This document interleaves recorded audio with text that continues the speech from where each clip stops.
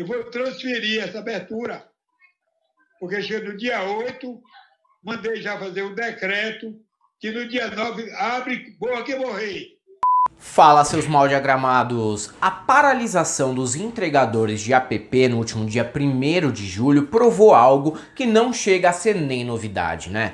O ódio dos liberais brasileiros contra manifestantes que lutam por melhores direitos e condições no ambiente de trabalho.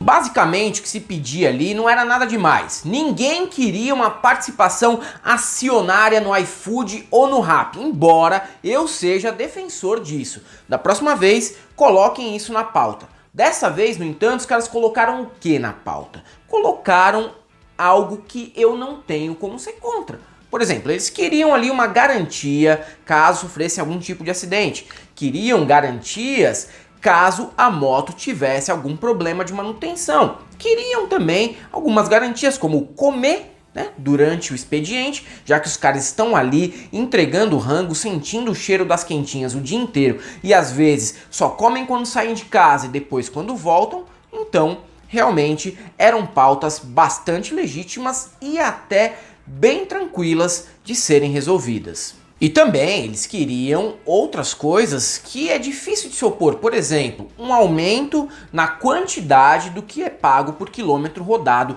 que hoje é uma miséria. E ainda eles exigiam saber por que muitas vezes alguns entregadores são bloqueados ou excluídos das plataformas. E aí, eu sou o Galo dos Entregadores Antifascistas, estamos aqui no dia 1º de julho, mostrando que se a gente quiser se unir, a gente pode trazer o poder para a mão da gente, certo? Existe força de trabalho sem patrão, não existe patrão sem força de trabalho. Essa é a caminhada, nós vamos chegar lá, vocês podem ter certeza disso aí. Mas os liberais brasileiros acharam isso ruim e eles demonstraram que de fato são escrotos, como o próprio Paulo Guedes já disse alguns dias atrás. Não sou eu que estou dizendo isso, embora eu também concorde com o nosso ministro da Economia, mas foi ele que falou em um vídeo que para ser liberal é preciso estudar bastante, mas para ser socialista basta ter um bom coração e ser empático com as causas dos menos favorecidos, algo que, segundo o Guedes, está na base até de religiões históricas no mundo. Você se torna um liberal ao longo de muitas décadas. Fazer um socialista leva 5 minutos. Porque ter um bom coração, querer ajudar os outros, isso está nas grandes religiões, isso está na solidariedade, na fraternidade. Nós nascemos. Então, o nosso ministro diz que para formar um socialista basta 5 minutos. E para formar um liberal é preciso anos de estudos. Não é coincidência que os maiores liberais foram, quando jovens, eram também socialistas e foram se aprofundando intelectualmente, estudando mais e percebendo essa conquista da civilização humana, que é justamente a liberdade. Mas as pessoas que vão ser mostradas aqui só provam uma parte dessa teoria, que para ser liberal basta ser escroto. Agora, estudo não precisa muito não.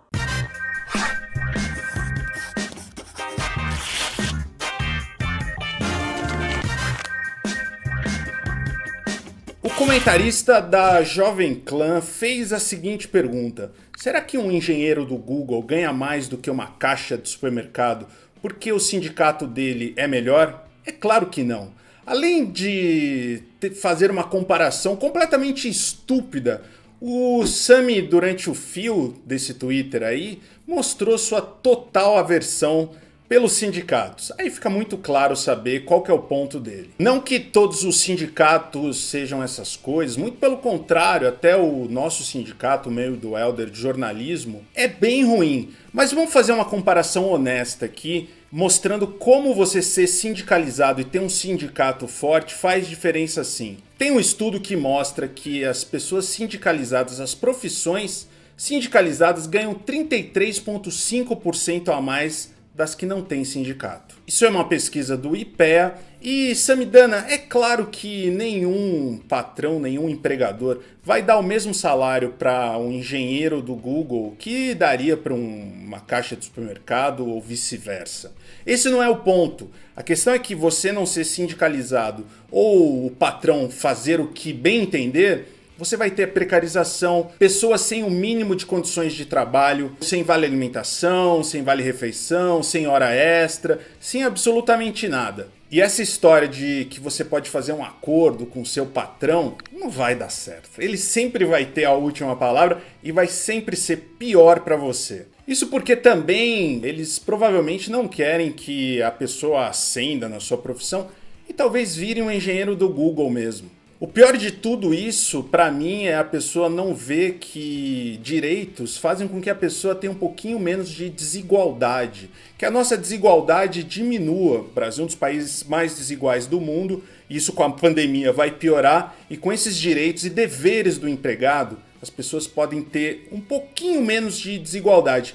Mas o cara é professor da FGV, né? E a FGV não tem tido grandes momentos, né? Nos últimos dias aí. Teve o Decotelli, que dava, não dava aula lá, a gente não sabe, que plagiou, não plagiou um trabalho de conclusão de curso. FGV, além do Decotelli, vocês vão ter que lidar com o Samidana.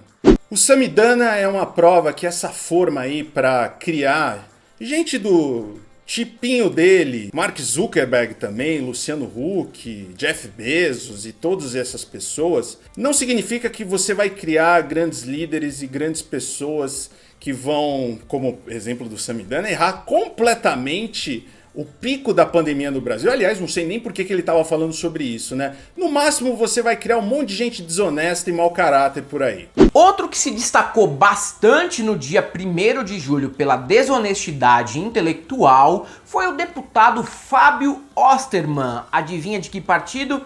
Do Partido Novo. É claro, se houver ali uma manifestação contra trabalhadores vindo de liberais, não pode faltar alguém desse partido tão escroto. Assim como o Samidana, ele acredita que dar gorjeta para os motoboys é mais eficiente do que proporcionar direitos básicos para os trabalhadores. E ele ainda é cínico a ponto de fazer aquela famosa provocação típica da direita, né? Vocês estão reclamando aí que os caras não têm direito, mas quanto vocês dão de gorjeta pra eles? Claro, Fábio Osterman, claro.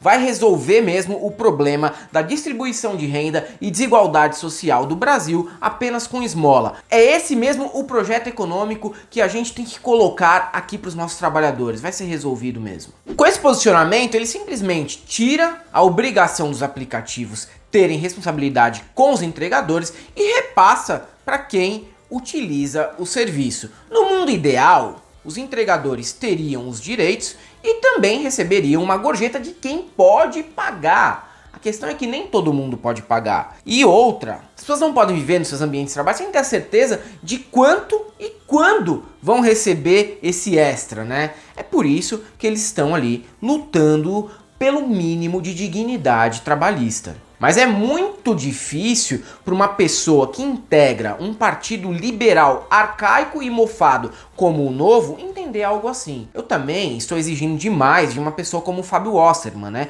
Que passou o dia 1º de julho dando ego search no próprio nome lá no Twitter para saber o que cada uma das pessoas que criticaram ele estavam falando. Então ele foi lá e rebateu uma por uma nos perfis na rede social. E sempre com um argumento bem raso, sempre levando pro lado pessoal e indo até mesmo xingar algumas pessoas, dizer que as pessoas não entendem de economia, né? Fazer aquela famosa abordagem, né? Não, por que você tá falando disso? Você não é um especialista no assunto, então não deve falar dele. Ele foi lá no meu perfil e também cometeu o mesmo tipo de acusação. Falou que eu não manjo nada de economia, como a maioria das pessoas de esquerda. Nisso, ele não está errado, pelo menos no que se refere a mim. Eu não manjo mesmo de economia, mas pelo menos eu também não finjo que entendo do assunto enquanto defendo que esmola é melhor do que direitos, né? Eu sei que alguns liberais já repensaram também nesse sentido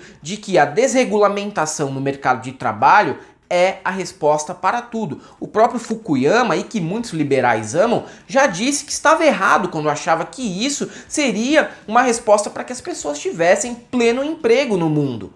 E falando de pleno emprego, eu não posso deixar de citar aqui o Alan Krueger. Alan Krueger, que infelizmente morreu em 2019, mas também não é nenhum comunista, já tinha falado das pegadinhas dessa história de pleno emprego ou aquela famosa chantagem do ou empregos ou direitos. Ele dizia que existia também uma falsa sensação de que as coisas estavam sendo resolvidas quando as vagas estavam sendo preenchidas simplesmente por pessoas que eram precarizadas e extremamente exploradas no mercado de trabalho. Isso poderia resolver momentaneamente o desemprego, mas não resolve a estrutura da desigualdade social. Mas eu não vou exigir que o Fábio Wasserman entenda ou concorde com isso, já que ele faz parte de um partido que está na política brasileira simplesmente para a defesa da concentração de rendas infinita e que funciona como testa de ferro do mercado, dos grandes empresários e dos latifundiários.